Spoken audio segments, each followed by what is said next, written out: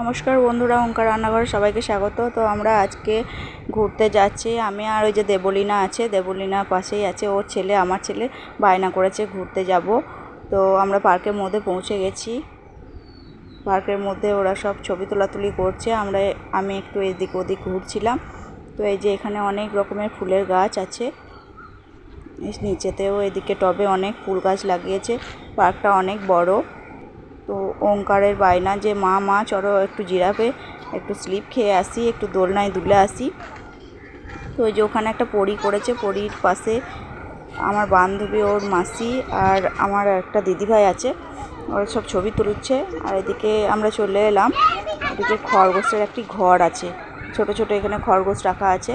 তো বলছে মা একটা আমাকে খরগোশ এনে দাও প্লিজ। তো এই যে আমরা এখানে ওম আর আমি দুলতে চলে এসেছি। আমরা এখানে বেশ কিছুক্ষণ দোল খেলাম, তো খুবই ভালো লাগছিল পার্কে এসে। ওমও খুব খুশি, বলছে মা আমাকে প্রতিদিন নিয়ে আসবে পার্কে, আমি ঘুরতে আসবো। তো তোমাদের যদি ভিডিওটি ভালো লেগে থাকে প্লিজ লাইক করে দিও।